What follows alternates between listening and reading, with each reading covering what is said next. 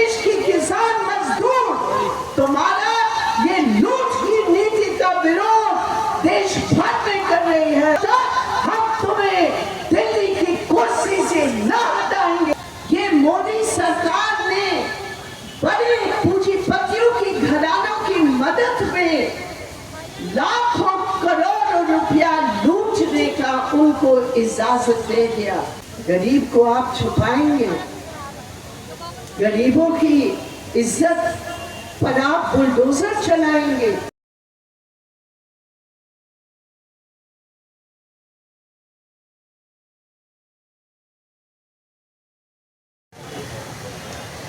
साथियों, और इस मामले के शांतिपूर्ण निपटारे के लिए विस्थापितों की अधिग्रहित जमीन की नापी कराकर सीमांकन की जाए और विस्थापितों को 10-10 डिसमिल जमीन देकर पुनर्वासित किया जाए तथा सभी बुनियादी नागरिक सुविधाएं उपलब्ध और तेज होगा और इतना जबरदस्त होगा कि ये जिला मुख्यालय और ये प्रशासन जिम्मेवार पूरे राज्य प्रशासन होंगे। ये आज इस मंच के माध्यम से रांची जिला के नेतृत्व में मोदी सरकार ऐसा वन कानून बनाया है अभी जिस वृंदक राज को सुभाष मुंडा के बहादुर माता और पिता छोटू देवी जी, ललित मुंडा जी, उनके तमाम परिवारजन जो यहाँ इस मंच पर उपस्थित हैं, हमारे तमाम जन संगठनों के नेतागण और इस विशाल सभा और पहले जुलूस में शामिल मेरी बहुत ही प्रिय बहनों और भाइयों, आप सबको मेरे तरफ से नमस्कार, प्रणाम, जय जोहार। मेरे प्रिय साथियों, हम लोग यहाँ गवर्नर हाउस पर इस सभा के माध्यम से केंद्र सरकार को और हेमंत सोरेन सरकार को दोनों के सामने हमारा ये जनता की ओर से हमारा ये जनता का पत्र है जिसमें 20 मांगे हमने जोड़ी है। वो तमाम मांगों की मैं विवरण में नहीं जाती हूँ, लेकिन 2-3 बातों उन मांगों के बारे में मैं जरूर रखूंगी।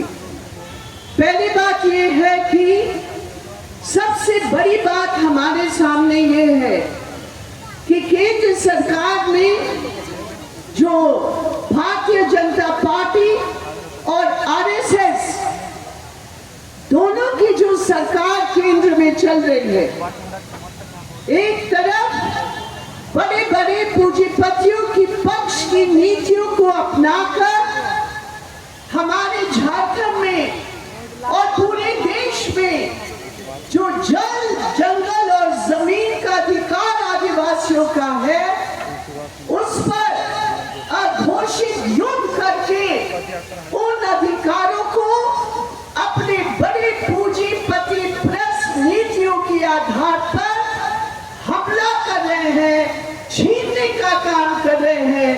इस सभा द्वारा हम मोदी सरकार को स्पष्ट रूप में कहते हैं, ये देश की गरीब, ये देश के आदिवासी, ये देश की किसान मजदूर तुम्हारा ये लूट की नीति का विरोध देश भर में कर रही है, झारखंड में कर रही है। और हमारा ये संघर्ष तब तक नहीं रुकेगा जब तक हम तुम्हें दिल्ली की कुर्सी से न हटाएंगे, तब तक हमारा ये संघर्ष जारी रहेगा। ये हैरानी की बात है कि वोट तो ले लिया,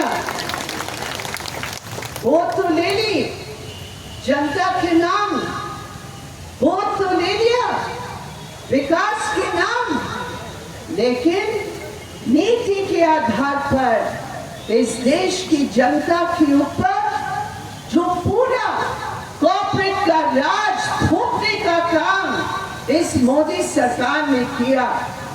मेरे प्रिय साथियों, भाई और बहनों, हमने देखा कोविड के जमाने में हमारे ऊपर क्या बीती।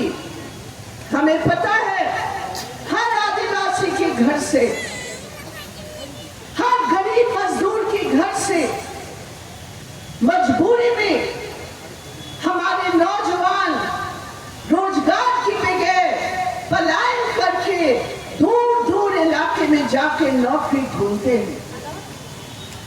उस कोविड के समय जब देश की गरीब परेशान था, उस समय से आज तक ये मोदी सरकार ने बड़े पूंजीपतियों की घरानों की मदद में लाखों करोड़ों रुपया लूटने का उनको इजाजत दे दिया।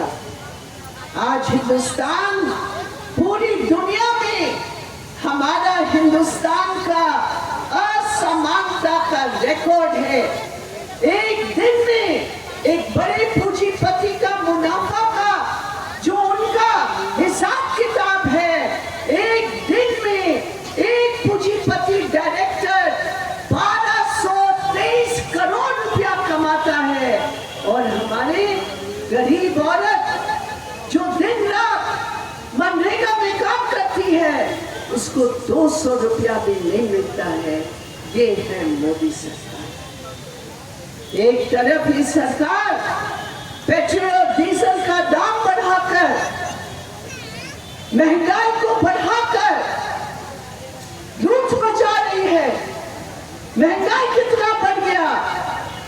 इस समय 7 करोड़ टन अनाज हमारे देश की गोदामों में है, लेकिन हमारे बहनों और भाइयों के लिए अनाज की राशन प्रणाली इतना चौपट हो गया है।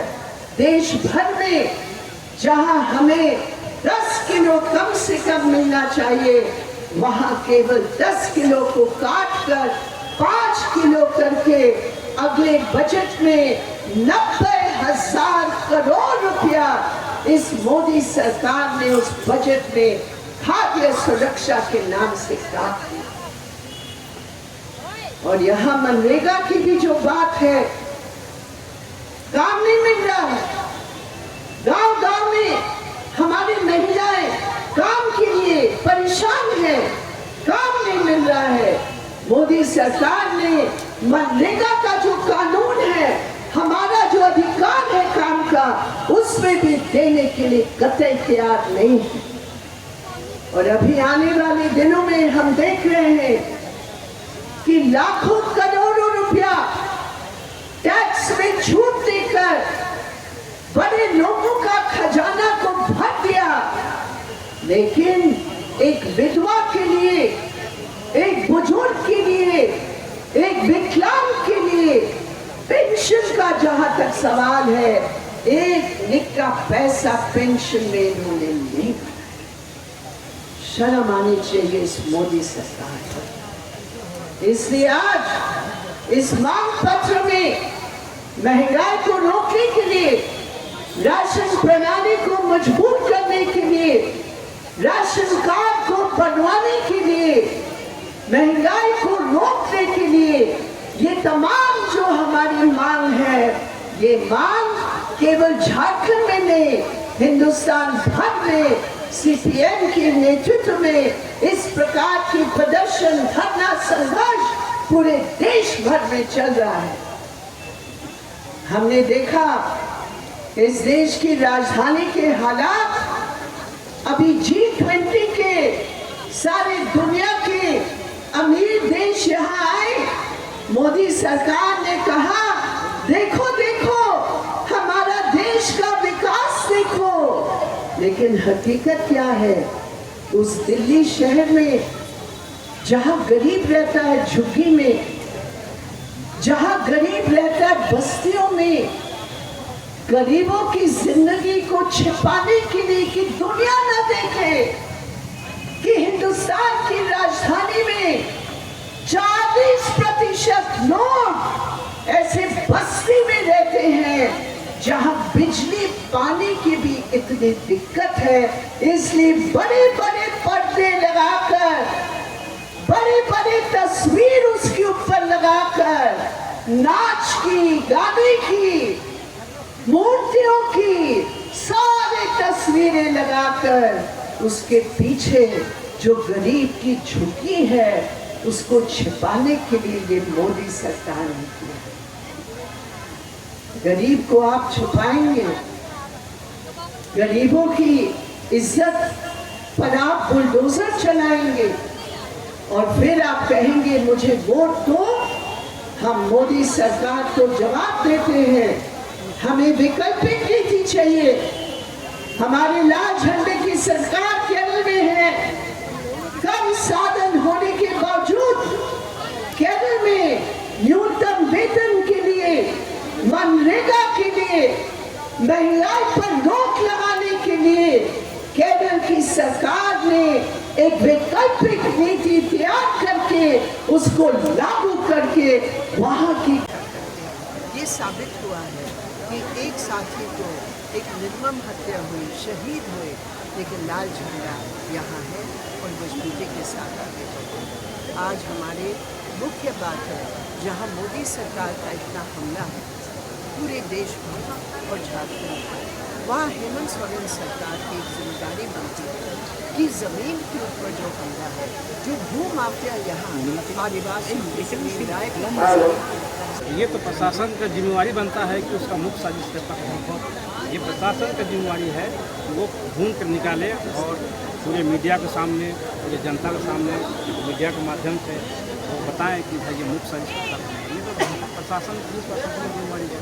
वो अपना यदि जिम्मेवारी पूरा नहीं करेगा तो हमारा आंदोलन इस सवाल को लेकर के आगे और आंदोलन बढ़ेगा। जैसे हम लोगों ने बताया कि यदि अगर इस सवाल को लेकर के यदि खुलासा नहीं करेंगे तो हम लोग पूरे झारखंड को बंद करने का आह्वान करेंगे। इस मंच के माध्यम से हम लोगों ने ऑलरेडी कर चुके हैं।